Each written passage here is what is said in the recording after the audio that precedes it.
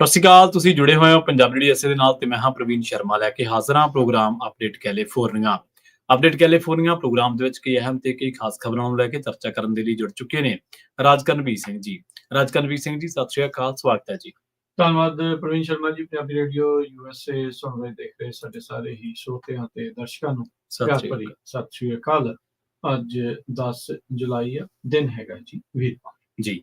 Update California programme ਨੂੰ sponsor ਕਰਦੇ ਨੇ ਖਾਲਸਾ ਇੰਸ਼ੋਰੈਂਸ ਏਜੰਸੀ ਵਾਲੇ, ਜਿਨ੍ਹਾਂ ਤੋਂ ਤੁਸੀਂ ਹਰ ਤਰੀਕੇ ਦੀ ਇੰਸ਼ੋਰੈਂਸ ਲੈ ਸਕਦੇ ਹੋ।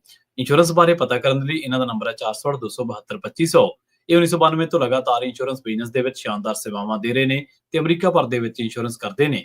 ਓਬਾਮਾ ਕੇਅਰ, ਮੈਡੀਕੇਅਰ ਜਾਂ ਫਿਰ ਕਵਰਡ ਕੈਲੀਫੋਰਨੀਆ ਬਾਬਤ ਪਾਲਿਸੀ ਕਰਵਾਉਣ ਦੇ ਲਈ ਸਲਾਹ ਲੈਣ ਦੇ ਲਈ ਅੱਜ ਹੀ ਕਾਲ ਕਰੋ 408-272-2500 ਤੇ।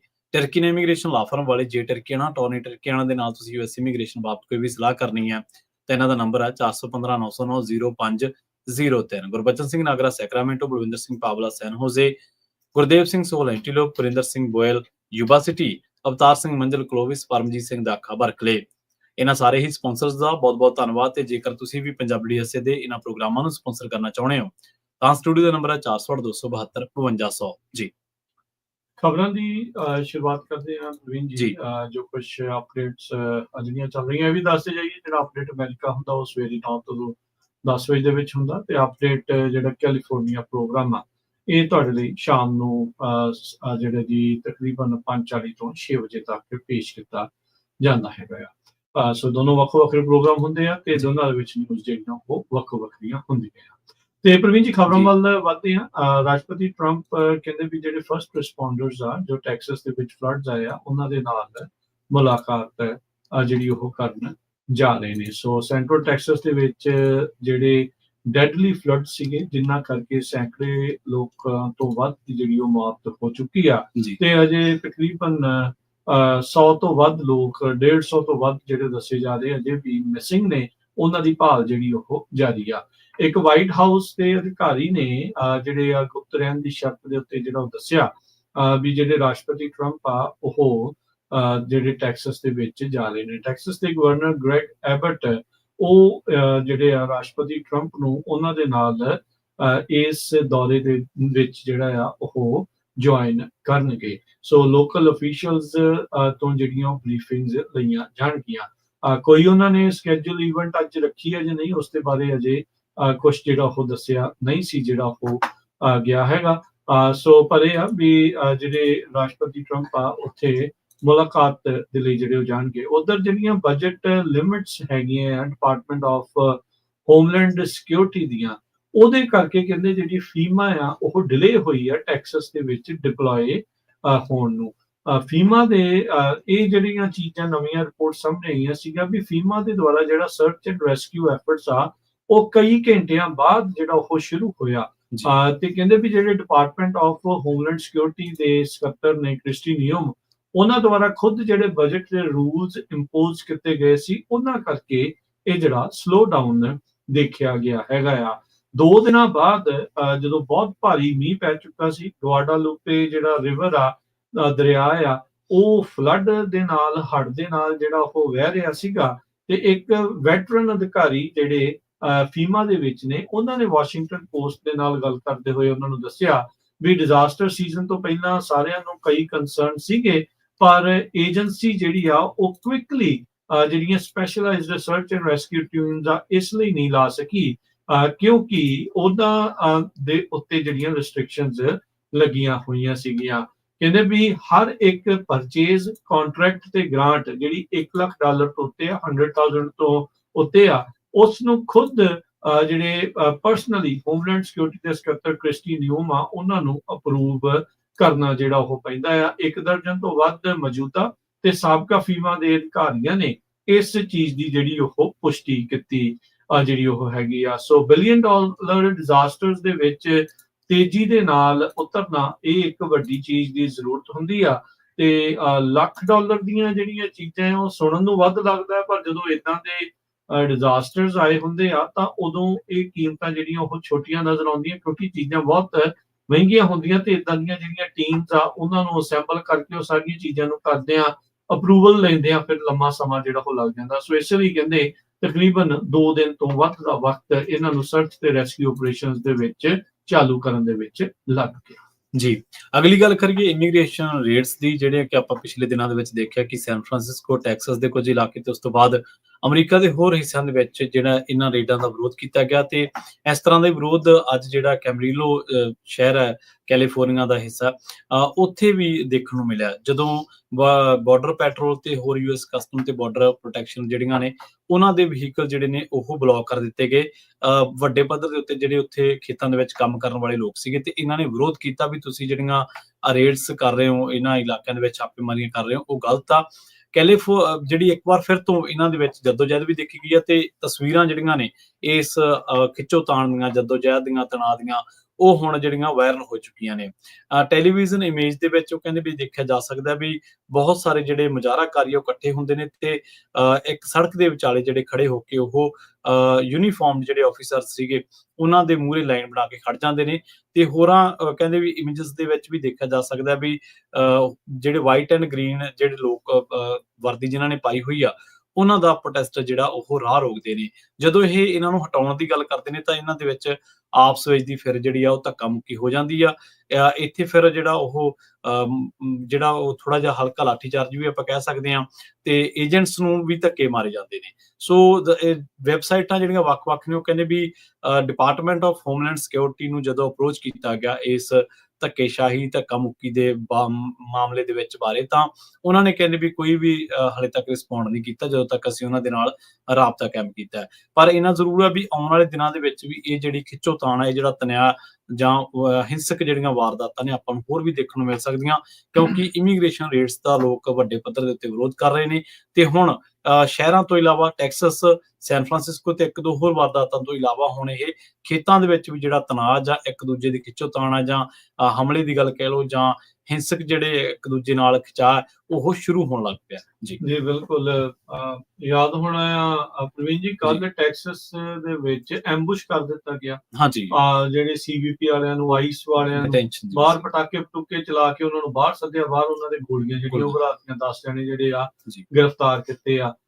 ਜਿਸ ਤਰੀਕੇ ਦੇ ਨਾਲ ਮਾਸਕ ਪਹਿਨ ਕੇ ਆਈਸ ਦੇ ਏਜੰਟਸ ਆਏ ਆ, ਉਦਾਂ ਹੀ ਹੁਣ ਪ੍ਰੋਟੈਸਟਰ ਵੀ ਮਾਸਕ ਪਾ ਕੇ ਜਿਹੜੇ ਉਹ ਅੱਗੋਂ ਆ ਰਹੇ ਆ। ਕੋਈ ਕਿਸੇ ਦਾ ਸਾਈਕਲ ਫੜ ਰਿਹਾ, ਕੋਈ ਉਹਨਾਂ ਨੂੰ ਰੋਕ ਰਿਹਾ। ਕੱਲ ਸੈਨ ਫਰਾਂਸਿਸਕੋ ਦੇ ਜਿਹੜੇ ਇਮੀਗ੍ਰੇਸ਼ਨ ਕੋਰਟ ਹਾਊਸ ਦੇ ਬਾਹਰ ਇਹ ਰੌਲਾ ਜਿਹੜਾ ਉਹ ਚੱਲਦਾ ਰਿਹਾ।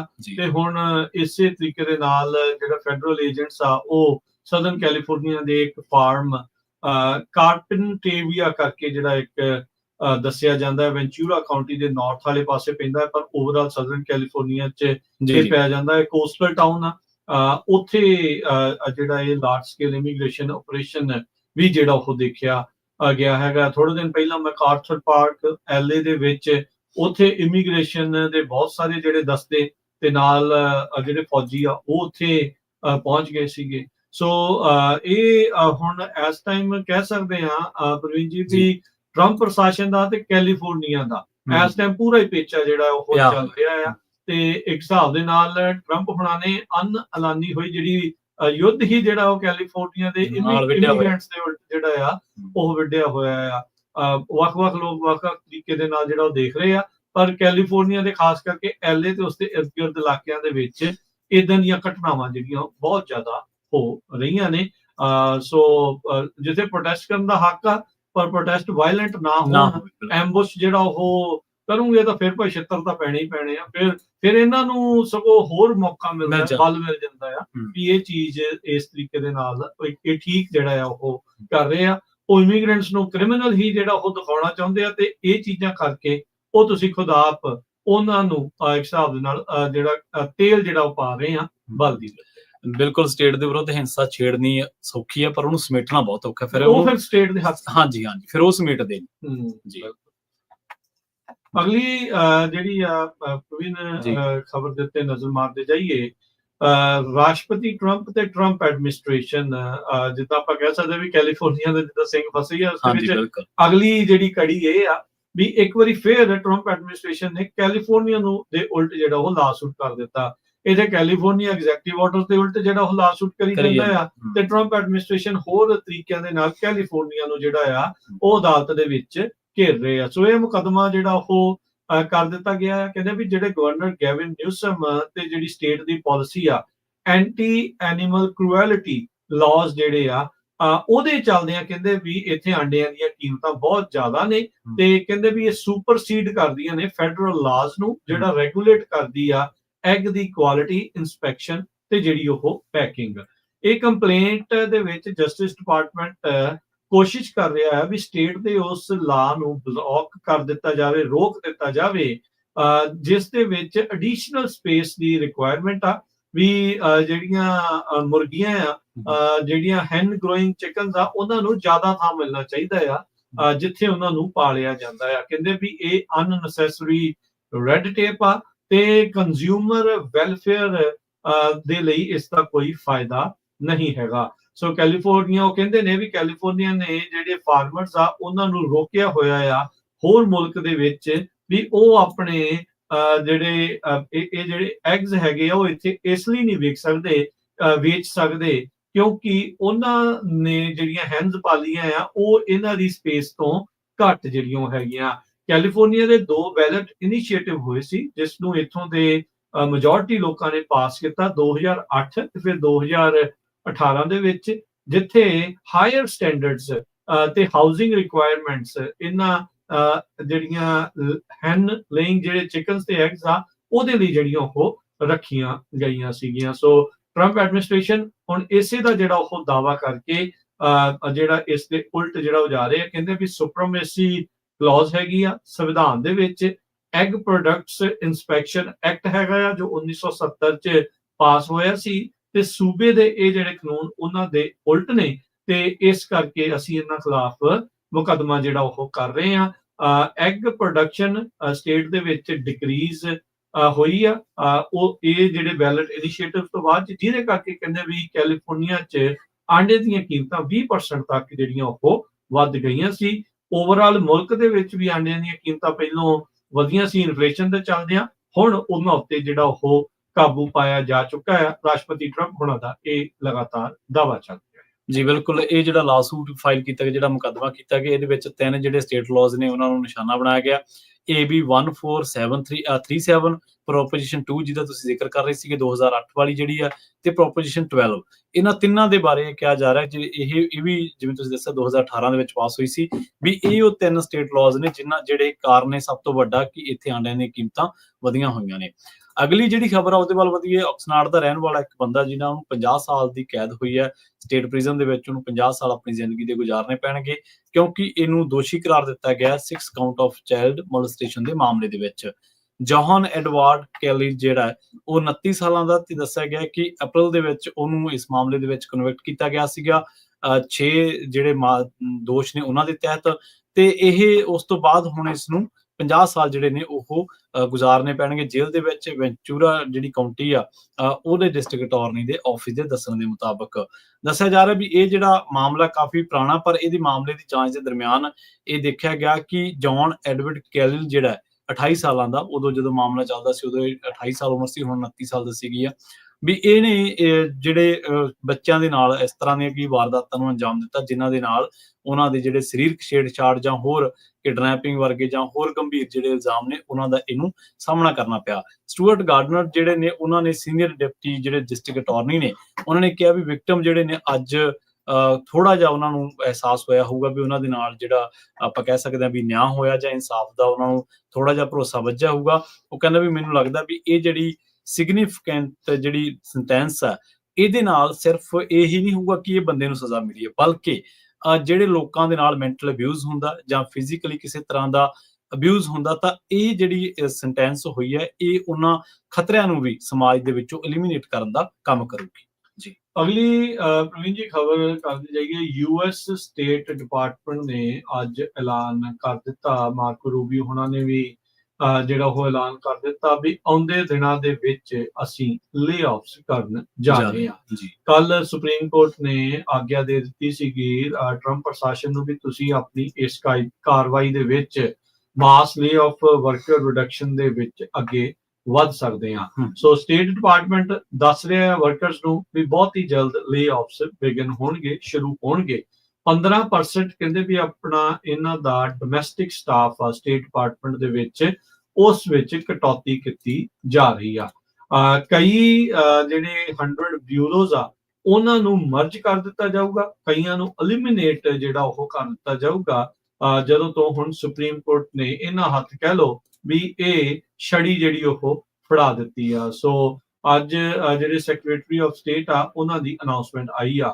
ਲੇ-ਆਫਸ ਜਿਨ੍ਹਾਂ ਨੂੰ ਰਿਡਕਸ਼ਨ ਇਨ ਫੋਰਸ ਕਾਮਨਲੀ ਹੁਣ ਆਖਿਆ ਜਿਹੜਾ ਉਹ ਜਾ ਰਿਹਾ ਆ, ਇਹਦੇ ਵਿੱਚ ਵੋਲੰਟੀਅਰ ਰਿਡੰਡੈਂਸੀਜ਼ ਜਿਹੜੀਆਂ ਆ ਉਹ ਹਟਾਈਆਂ ਜਾਣਗੀਆਂ। ਕਹਿੰਦੇ ਵੀ ਉਹ ਸੇਮ ਕੰਮ ਦੇ ਲਈ ਜਿਹੜੇ ਮਲਟੀਪਲ ਬੰਦੇ ਆ ਉਹ ਉਹਨਾਂ ਨੂੰ ਜਿਹੜਾ ਹੁਣ ਤੋਰਿਆ ਜਿਹੜਾ ਹੋ ਜਾਊਗਾ, ਤੇ ਕਈ ਚੀਜ਼ਾਂ ਜਿਹੜੀਆਂ ਉਹ ਪੱਕੀਆਂ ਹੀ ਬੰਦ ਕੀਤੀਆਂ ਜਿਹੜੀਆਂ ਜਾ ਸਕਦੀਆਂ। ਰੀਸਟਰਕਚਰਿੰਗ ਹੁਣ ਹੋੜ ਜਾ ਰਹੀ ਹੈਗੀ ਆ। ਸੋ ਸਟੇਟ ਡਿਪਾਰਟਮੈਂਟ ਕਹਿੰਦੇ ਵੀ ਆਪਣੇ ਲੇ-ਆਫ ਦੇ ਇਸ ਪਲਾਨ ਦੇ ਨਾਲ ਹੁਣ ਅੱਗੇ ਵਧੂਗਾ, ਜਿਸ ਨੂੰ ਇੱਕ ਟਾਈਮ ਦੇ ਉੱਤੇ ਜਿਹੜੀਆਂ ਹੇਠਲੀਆਂ ਅਦਾਲਤਾਂ ਆ ਉਹਨਾਂ ਨੇ ਰੋਕ ਲਗਾ ਦਿੱਤੀ ਸੀ, ਪਰ ਕੱਲ ਸੁਪਰੀਮ ਕੋਰਟ ਨੇ ਇਸ ਦੇ ਲਈ ਉਹਨਾਂ ਨੂੰ ਦਰਵਾਜ਼ੇ ਜਿਹੜੇ ਉਹ ਖੋਲ ਦਿੱਤੇ ਆ। ਕਹਿੰਦੇ ਵੀ ਇਹ ਟਰੰਪ ਹੁਣਾਂ ਦੇ ਤੇ ਟਰੰਪ ਪ੍ਰਸ਼ਾਸਨ ਦੇ ਇੱਕ ਹਿਸਾਬ ਦੇ ਨਾਲ ਅਧਿਕਾਰਾਂ ਦੇ ਅੰਦਰ ਹੀ ਆਉਂਦਾ ਆ ਵੀ ਜੇ ਉਹ ਡਿਪਾਰਟਮੈਂਟਸ ਨੂੰ ਬੰਦ ਕਰਨਾ ਚਾਹੁੰਦੇ ਆ ਜਾਂ ਵਰਕ ਫੋਰਸ ਨੂੰ ਰਿਡਿਊਸ ਕਰਨਾ ਚਾਹੁੰਦੇ ਆ, ਮਾਸ ਲੇ-ਆਫਸ ਕੰਟੀਨਿਊ ਹੋ ਸਕਦੇ। ਜੀ ਬਿਲਕੁਲ।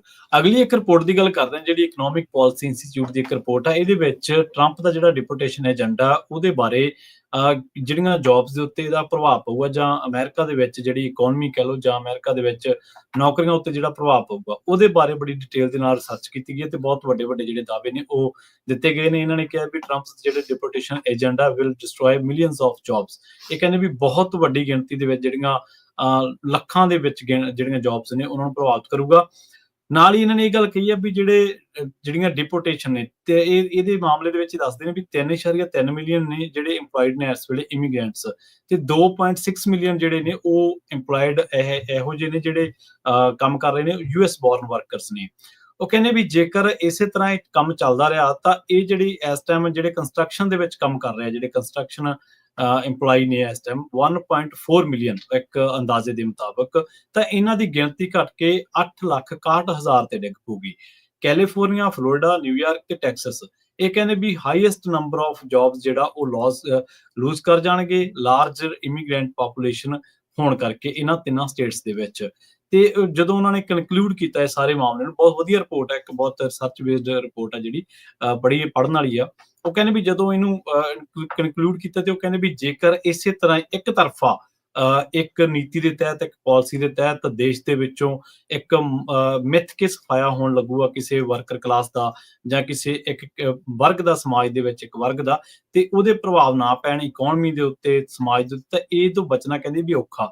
ਨਾਲ ਹੀ ਕਹਿੰਦੇ ਵੀ US ਦੀ ਜਿਹੜੀ ਲੇਬਰ ਮਾਰਕੀਟ ਆ, ਜਾਂ US ਜਿਹੜੇ ਬੋਰਨ ਵਰਕਰਸ ਨੇ, ਜਾਂ ਹੋਰ ਜਿਹੜੀਆਂ ਜੌਬਸ ਨੇ, ਜਦੋਂ ਉਹਨਾਂ ਨੂੰ ਇੱਥੋਂ ਭੇਜ ਦਿੱਤਾ ਗਿਆ, ਜਦੋਂ ਉਹ ਚਲੇ ਗਏ ਇੱਥੋਂ, ਤਾਂ ਉਹਨਾਂ ਦੀ ਜਿਹੜੀ ਥਾਂ ਖਾਲੀ ਹੋਊਗੀ ਉਹਨਾਂ ਨੂੰ ਭਰਨਾ ਇੰਨਾ ਸੁਖਾਲਾ ਨਹੀਂ ਹੋਊਗਾ। ਇਹਦੇ ਵਿੱਚ ਹੋਰ ਵੀ ਕਈ ਹਵਾਲੇ ਇਸ ਤਰ੍ਹਾਂ ਦੇ ਦਿੱਤੇ ਗਏ ਨੇ ਜਿਨ੍ਹਾਂ ਦੇ ਮਾਮਲੇ ਦੇ ਵਿੱਚ ਇਹ ਲੱਗਦਾ ਵੀ ਵਾਕਈ ਕੰਸਟਰਕਟਿਵ ਤਰੀਕੇ ਦੇ ਨਾਲ ਜਿਹੜੇ ਇਹ ਰਿਪੋਰਟ ਦੇ ਕੁਝ ਅੰਸ਼ ਨੇ ਉਹਨਾਂ ਦੇ ਉੱਤੇ ਰਿਸਰਚ ਹੋਈ ਆ, ਉਹਨਾਂ ਨੂੰ ਜਿਹੜੇ ਡਾਟਾ ਜਾਂ ਜਿਹੜੇ ਅੰਕੜੇ ਆ ਉਹਨਾਂ ਨੂੰ ਇਕੱਠਿਆਂ ਕੀਤਾ ਗਿਆ। ਜੀ ਅਗਲੀ ਜਿਹੜੀ ਗੱਲ ਕਰਦੀ ਹੈ ਬ੍ਰਾਜ਼ੀਲ ਦੇ ਜਿਹੜੇ ਪ੍ਰੈਜ਼ੀਡੈਂਟ ਆ ਲੂਲਾ ਡੀ ਸਿਲਵਾ, ਉਹਨਾਂ ਨੇ ਹੁਣ ਟਰੰਪ ਹੁਣਾਂ ਦੀ ਉਸ ਗੱਲ ਦਾ ਜਵਾਬ ਦਿੰਦੇ ਹੋਏ ਆਖਿਆ ਵੀ ਕਹਿੰਦੇ ਅਸੀਂ ਵੀ ਤੁਹਾਡੇ ਤੇ 50% ਟੈਰਿਫ ਲਾਵਾਂਗੇ।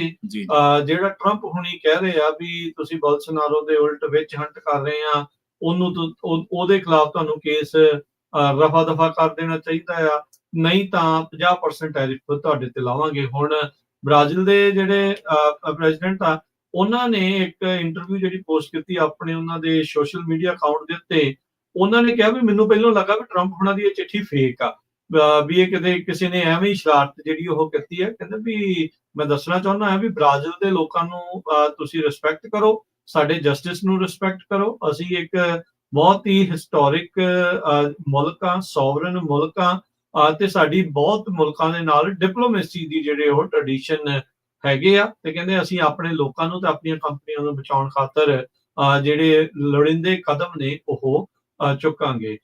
US ਇਸ ਟਾਈਮ ਟ੍ਰੇਡ ਸਰਪਲਸ ਦੇ ਵਿੱਚ ਆ ਬ੍ਰਾਜ਼ੀਲ ਦੇ ਨਾਲ। ਜਿਹੜੀਆਂ ਹੋਰ 20 ਮੁਲਕਾਂ ਨੂੰ ਚਿੱਠੀਆਂ ਮਿਲੀਆਂ ਆ ਉਹਨਾਂ ਦੇ ਜਿਹੜੇ ਉਹ ਮੁਕਾਬਲੇ ਜੇ ਦੇਖਿਆ ਜਾਵੇ, US ਨੇ ਕਹਿੰਦੇ ਵੀ ਐਕਸਪੋਰਟ ਕੀਤਾ ਬ੍ਰਾਜ਼ੀਲ ਨੂੰ ਜ਼ਿਆਦਾ, ਇੰਪੋਰਟ ਕੀਤਾ ਹੈ ਉੱਥੋਂ ਘੱਟ। ਸੋ ਹੁਣ ਇਹ ਜਿਹੜੀ ਚੀਜ਼ ਆ ਵੀ ਜੇ ਹੁਣ ਬ੍ਰਾਜ਼ੀਲ 50% ਠੋਕਦਾ ਆ ਉਹ ਵੀ ਟੈਰਿਫ, ਤਾਂ ਇਹਦਾ ਮਤਲਬ ਐਕਸਪੋਰਟ ਜੋ ਸਮਾਨ ਇੱਧਰਲੀਆਂ ਕੰਪਨੀਆਂ ਤੋਂ ਉੱਧਰ ਨੂੰ ਜਾ ਰਿਹਾ ਉਹਨਾਂ ਉੱਤੇ ਵੀ ਜਿਹੜਾ ਉਹ ਅਸਰ ਪੈ ਸਕਦਾ ਹੈ। ਸੋ ਰਾਸ਼ਟਰਪਤੀ ਟਰੰਪ ਇਸ ਟਾਈਮ ਟੈਰਿਫ ਵਾਰਸ ਦੇ ਵਿੱਚ ਲੱਗੇ ਹੋਏ ਨੇ। ਉਹਨਾਂ ਨੇ ਚਿੱਠੀ ਤੇ ਚਿੱਠੀ ਜਿਹੜੀ ਉਹ ਕੱਢੀ ਜਾ ਰਹੀ ਆ, ਮੁਲਕਾਂ ਨੂੰ ਜਿਹੜਾ ਉਹ ਚੇਤਾਵਨੀਆਂ ਦਿੱਤੀਆਂ ਜਾ ਰਹੀਆਂ ਵੀ ਡੀਲ ਬਣਾ ਲਓ, ਨਹੀਂ ਤਾਂ ਤੁਹਾਡੇ ਉੱਤੇ ਜਿਹੜੇ ਉਹ ਟੈਰਿਫ ਲੱਗ ਰਹੇ ਆ। ਪਰ ਕਈ ਮੁਲਕ ਮੋਹਰਿਓਂ ਜਿਹੜਾ ਉਹ ਅੜਨਾ ਸ਼ੁਰੂ ਕਰ ਚੁੱਕੇ ਆ। ਜੀ, ਸੋ ਆਪਣਾ ਖਬਰਾਂ ਦਾ ਸਮਾਂ ਜਿਹੜਾ ਰਾਜਕਰਮਵੀਰ ਸਿੰਘ ਜੀ ਸਮਾਪਤੀ ਵਾਲੀ ਤੇ ਜਾਂਦੇ ਜਾਂਦੇ ਇੱਕ ਜਿਹੜੀ ਖਬਰ ਆ ਉਹ ਜ਼ਰੂਰ ਸਾਂਝੀ ਕਰਦੇ ਚਲੀਏ।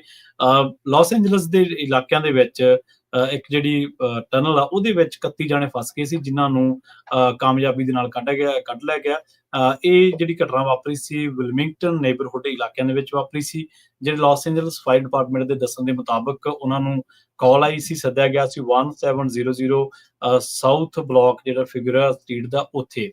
ਉਸ ਤੋਂ ਬਾਅਦ ਟਨਲ ਜਿਹੜੀ ਉਹ ਦੱਸਿਆ ਗਿਆ ਕਿ ਉਦੋਂ ਭਰੀ ਹੋਈ ਸੀ ਪੂਰੀ, ਪਰ ਬਾਅਦ ਦੇ ਵਿੱਚ ਪਤਾ ਲੱਗਿਆ ਵੀ ਇਹਦੇ ਵਿੱਚ ਜਿਹੜਾ ਇੱਕ ਗੈਪ ਹੈਗਾ ਸੀਗਾ, ਤੇ ਜਿਸ ਤੋਂ ਬਾਅਦ 31 ਜਾਣੇ ਜਿਹੜੇ ਨੇ ਉਹ ਫਸ ਗਏ ਸੀਗੇ। ਉਹਨਾਂ ਨੂੰ ਹੁਣ ਜਿਹੜਾ ਉਹ LAFD ਦੇ ਜਿਹੜੇ ਰਿਸਪੌਂਡਰਸ ਨੇ ਉਹਨਾਂ ਨੇ ਬਚਾ ਲਈਆਂ ਨੇ ਉਹਨਾਂ ਦੀਆਂ ਜਾਨਾਂ, ਤੇ ਉਹਨਾਂ ਨੂੰ ਸੁਰੱਖਿਅਤ ਕੱਢ ਲਿਆ ਗਿਆ। ਜੀ, ਇੱਕ ਮੰਦਭਾਗੀ ਖਬਰ ਪ੍ਰਵੀਨ ਜੀ ਆ ਰਹੀ ਹੈ। ਸਦਰਨ ਕੈਲੀਫੋਰਨੀਆ ਦੇ ਸਮਰ ਕੈਂਪ ਦੀ ਜਿਹੜੀ ਉਹ ਨਿਊਜ਼ ਆ ਰਹੀ ਆ। ਕਿੰਗ ਜਿਲੈਟ ਰੈਂਚ ਕੈਲਾਬਸਾਸ ਦੇ ਵਿੱਚ ਸੀਗੀ। ਉੱਥੇ ਕੈਂਪ ਵਾਈਲਡ ਕ੍ਰਾਫਟ ਅਟੈਂਡ ਕਰ ਰਹੇ ਸੀ ਬੱਚੇ। ਇੱਕ ਰੁੱਖ ਦਾ ਭਾਰੀ ਟਾਹਣਾ ਜਿਹੜਾ ਆ ਉਹ ਟੁੱਟ ਕੇ ਇੱਕ ਬੱਚੇ ਦੇ ਉੱਤੇ ਜਿਹੜਾ ਉਹ ਡਿੱਗ ਪਿਆ। 8 ਸਾਲ ਦਾ ਬੱਚਾ ਸੀ, ਉਸਦੇ ਵਿੱਚ ਮੌਤ ਜਿਹੜੀ ਉਹ ਹੋਈ ਆ। ਓਕ ਟਰੀ ਸੀਗਾ, ਕਾਫੀ ਪੁਰਾਣਾ, ਕਾਫੀ ਵੱਡਾ, ਤੇ ਕਹਿੰਦੇ ਵੀ 9 ਬੱਚਿਆਂ ਦੇ ਉੱਤੇ ਜਿਹੜਾ ਉਹ ਡਿੱਗਾ ਸੀਗਾ। ਇੱਕ ਬੱਚੇ ਦੀ ਜਿਹੜੀ ਉਹ ਮੌਤ ਹੋਈ ਆ, ਤੇ ਕਈ ਜਿਹੜੇ ਹੋਰ ਬੱਚੇ ਆ 5 ਜਣੇ ਜਿਹੜੇ ਇਸ ਦੇ ਵਿੱਚ ਹੋਰ ਜ਼ਖਮੀ ਜਿਹੜੇ ਉਹ ਹੋਏ ਆ। ਇਹ 8 ਸਾਲਾਂ ਦਾ ਮੁੰਡਾ ਜਿਹੜਾ ਕ੍ਰਿਟੀਕਲੀ ਇੰਜਰਡ ਹੋਇਆ ਸੀ, ਉਸਨੂੰ ਨਜ਼ਦੀਕੀ ਹਸਪਤਾਲ ਦੇ ਵਿੱਚ ਖੜਿਆ ਗਿਆ, ਜਿੱਥੇ ਉਸਨੂੰ ਬਾਅਦ ਦੇ ਵਿੱਚ ਮ੍ਰਿਤ ਘੋਸ਼ਿਤ ਕਰ ਦਿੱਤਾ ਗਿਆ ਆ। Mountains recreation and conservation authority ਜਿਸ ਲੈਂਡ ਦੇ ਉੱਤੇ ਇਹ ਇਨਸੀਡੈਂਟ ਵਾਪਰਿਆ ਆ, ਉਹਨਾਂ ਦੇ ਅੰਡਰ ਜਿਹੜਾ ਇਹ ਪੈਂਦਾ ਆ। LA ਕਾਉਂਟੀ ਦੇ ਜਿਹੜੇ ਸ਼ੈਰਿਫ ਡਿਪਾਰਟਮੈਂਟ ਤੇ ਹੋਰ ਅਧਿਕਾਰੀ ਆ ਕਹਿੰਦੇ ਵੀ ਇਸ ਟਾਈਮ ਅਸੀਂ ਕੋਸ਼ਿਸ਼ ਕਰ ਰਹੇ ਹਾਂ ਇਹ ਜਾਣਨ ਦੀ ਵੀ ਇਹ ਸਾਰਾ ਕੁਝ ਕਿੱਦਾਂ ਜਿਹੜਾ ਉਹ ਵਾਪਰਿਆ। ਬੱਚੇ ਦੇਖੋ, ਇੱਕ ਟੈਕਸਸ ਦੇ ਵਿੱਚ ਸਮਰ ਕੈਂਪ 'ਚ ਬੱਚੇ ਗਏ ਸੀਗੇ, ਉੱਥੇ ਉਹ ਵਿਚਾਰੇ ਹੜ੍ਹ ਦੇ ਰੁੜ ਗਏ, ਤੇ ਇੱਥੇ ਇਹ ਚੀਜ਼ ਜਿਹੜੀ ਵਾਪਰੀ। ਦੇਖੋ, ਫਰੀਕ ਐਕਸੀਡੈਂਟ ਨੇ, ਕਈ ਜਿਹੜੇ ਉਹ ਵਾਪਰ ਸਕਦੇ ਆ। ਰੁੱਖਾਂ ਦੇ ਟਾਹਣੇ ਕਦੋਂ ਡਿੱਗਣੇ ਕਦੋਂ ਨਹੀਂ ਡਿੱਗਣੇ ਕਈ ਨਹੀਂ ਪਤਾ ਹੁੰਦਾ। ਇਸ ਟਾਈਮ ਪਰਿਵਾਰ ਦੇ ਨਾਲ ਜਿਹੜੀ ਆ ਉਹ ਆਪਾਂ ਅਫਸੋਸ ਹੀ ਪ੍ਰਗਟ ਜਿਹੜਾ ਉਹ ਕਰ ਸਕਦੇ। ਹਾਲੇ ਛੁੱਟੀਆਂ ਨੇ ਤੇ ਜਵਾਕ ਸਾਰੇ ਜਿਹੜੇ ਨੇ ਉਹ ਬਾਹਰ ਨੇ ਘੁੰਮਣ ਗਏ। ਇਹਦਾ ਮਤਲਬ ਇਹ ਨਹੀਂ ਨਾ ਵੀ ਤੁਸੀਂ ਆਪਣੇ ਨਿਆਣਿਆਂ ਨੂੰ ਕਿਤੇ ਜਿਹੜਾ ਭੱਲਣਾ ਭੇਜਣੋਂ ਹੀ ਹਟ ਜਾਓ। ਉਦਾਂ ਨਹੀਂ, ਇਹ ਕਿਸੇ ਦੇ ਨਾਲ ਕਿਤੇ ਵੀ ਜਿਹੜਾ ਉਹ ਵਾਪਰ ਸਕਦਾ। ਸਟਾਕਸ ਦੀ ਜਾਂਦੇ ਪ੍ਰਵੀਨ ਜੀ ਗੱਲ ਕਰਦੇ ਜਾਈਏ। ਡਾਊ ਜੋਨ 100 ਤੇ 92 ਪੁਆਇੰਟ ਵੱਧ ਕੇ 44,000 ਤੇ 658 ਤੇ ਬੰਦ ਹੋਇਆ। S&P 17 ਪੁਆਇੰਟ ਵੱਧ ਕੇ 6200 ਤੇ 80 ਤੇ। ਨੈਸਡੈਕ 19 ਪੁਆਇੰਟ ਵੱਧ ਕੇ 20,000 ਤੇ 630 ਤੇ ਬੰਦ ਹੋਇਆ। ਸੋਨੇ ਦਾ ਭਾਅ $3345 ਪ੍ਰਤੀ ਆਉਂਸ। ਕੱਚੇ ਤੇਲ ਦੀ ਕੀਮਤ $67 ਪ੍ਰਤੀ ਬੈਰਲ ਰਹੀ ਆ। 10-year yield 4.34%। ਕ੍ਰਿਪਟੋ ਕਰੰਸੀ 'ਚ ਬਿਟਕੋਇਨ 1,15,608 ਤੇ ਇਥੀਰੀਅਮ 2900 ਤੇ $38 ਦੇ ਬਰਾਬਰ ਚੱਲ ਰਿਹਾ। ਸੋ ਕ੍ਰਿਪਟੋ ਕਰੰਸੀ ਪਿਛਲੇ ਕੁਝ ਦਿਨਾਂ ਤੋਂ ਲਗਾਤਾਰ ਜਿਹੜੀ ਉਹ ਚੜਾਈ ਵੱਲ ਜਾ ਜੀ। ਇਸੇ ਤਰ੍ਹਾਂ ਜੇਕਰ ਕਰੰਸੀ ਦੀ ਗੱਲ ਕਰੀਏ ਤਾਂ ਅੱਜ ਇੱਕ $1 ਦੀ ਕੀਮਤ ਜਿਹੜੀ ਆ ਉਹ ਕੈਨੇਡਾ ਦੇ $1 ਤੇ 37 ਸੈਂਟ ਦੇ ਬਰਾਬਰ, ਇੰਡੀਆ ਦੇ $85 ਤੇ 74 ਪੈਸਿਆਂ ਦੇ ਬਰਾਬਰ, ਤੇ ਪਾਕਿਸਤਾਨ ਦੇ $284 ਤੇ 50 ਪੈਸਿਆਂ ਦੇ ਬਰਾਬਰ ਰਹੀ ਹੈ। ਇੱਥੇ ਲੈਣੇ ਜੀ ਹੁਣ ਇਜਾਜ਼ਤ। ਮੇਰੇ ਰਾਜਕਰਮਵੀਰ ਸਿੰਘ ਵੱਲੋਂ ਤੇ ਪ੍ਰਵੀਨ ਸ਼ਰਮਾ ਵੱਲੋਂ ਆਪ ਸਭ ਨੂੰ ਪਿਆਰ ਸਤਿਕਾਰ ਸਨੀ ਕੀ ਨਹੀਂ। ਸਤਿ ਸ਼੍ਰੀ ਅਕਾਲ। ਸੁਣਦੇ ਰਹੋ, ਦੇਖਦੇ ਰਹੋ ਪੰਜਾਬੀ ਰੇਡੀਓ US।